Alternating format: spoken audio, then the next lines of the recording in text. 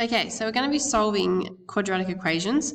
Now, the difference between these and other equations that you may have solved is that quadratic equations may have two answers.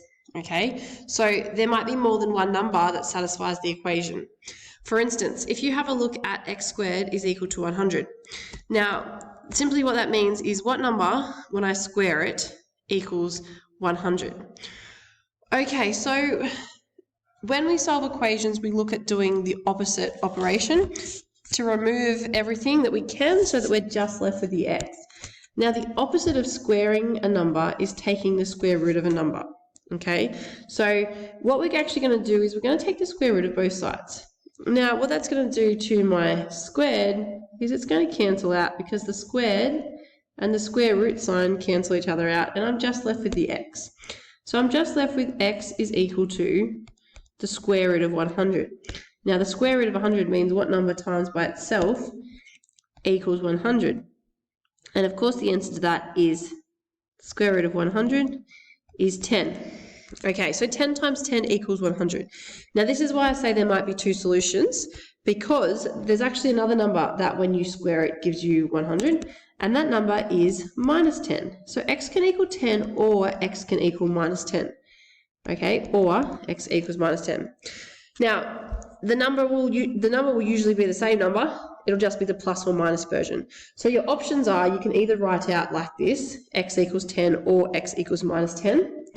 Or instead of writing it twice, you can write just in one go, x equals plus or minus 10.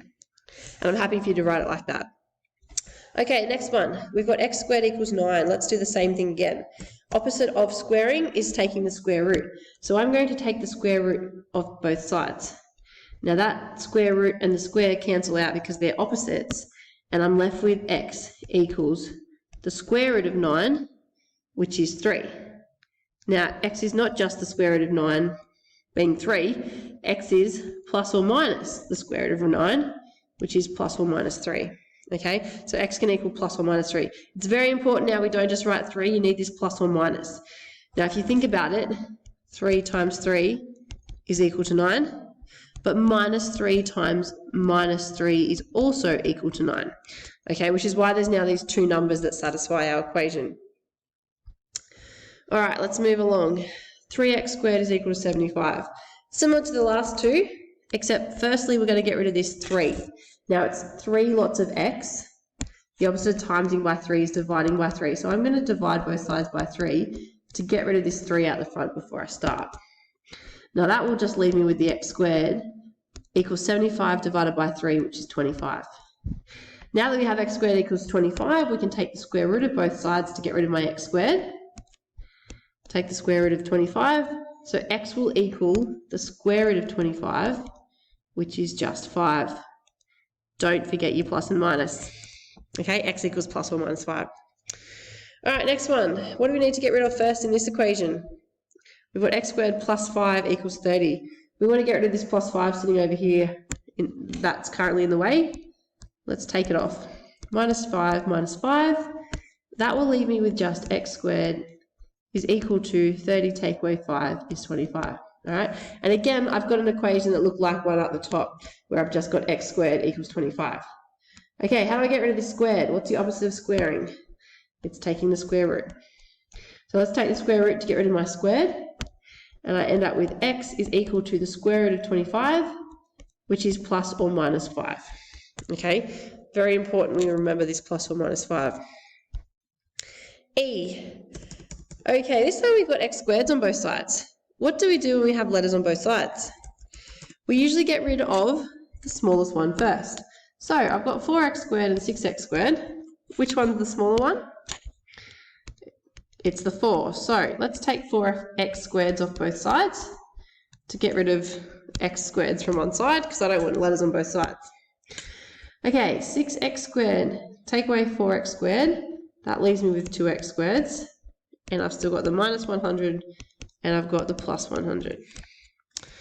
Okay, so everything on the x side needs to get rid of. We need to get rid of. So let's get rid of this minus 100 because it's pretty easy at the moment to eliminate, sitting there so lonely by itself. So let's add 100 to both sides. All right, that leaves me with 2x squared on the left is equal to 100 plus another 100 is 200. So 2x squared is equal to 200. Okay, divided by 2 leaves me with just x squared equals 100. What is the opposite of this square? I need to take the square root. So square root will get rid of my square there, and I'm left with x equals the square root of 100 is 10. Don't forget your plus or minus because it can be plus or minus 10. Okay, the value of x to 2 decimal places and the exact value. Now, the value of x to 2 decimal places, you'll need your calculator to do this because this is not going to be a whole number. Okay, we want to take the square root of both sides to get rid of my squared. So I want you to get your calculators out. I want you to put into your calculator, and yes, I actually want you to do this on your calculator.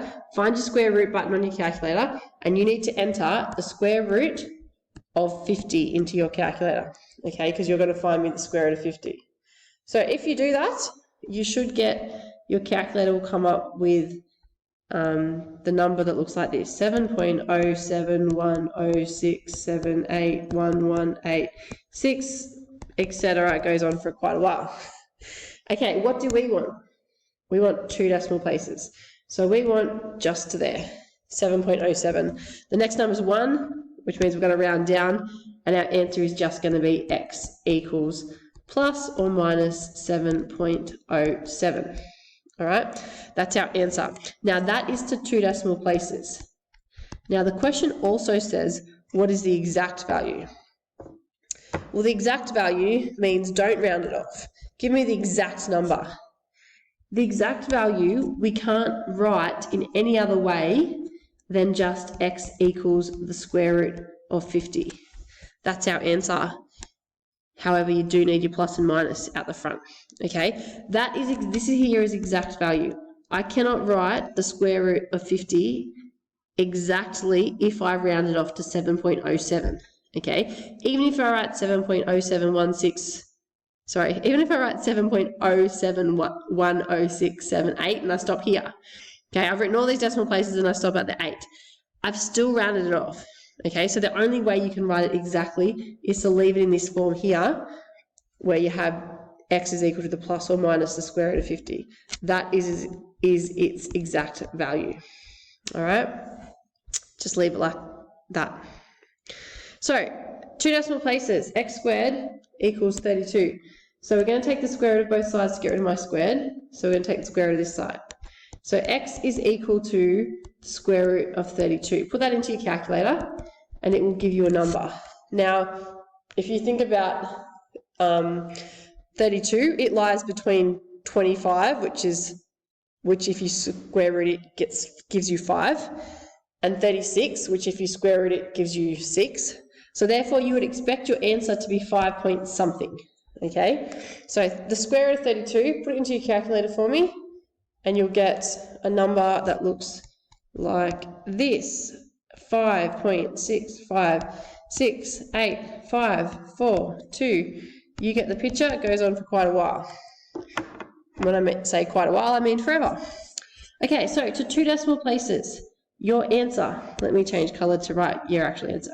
All right, so 2 decimal places, x is equal to 5.66, because we're going to stop there. Okay, don't forget your plus or minus. X equals plus or minus 5.66.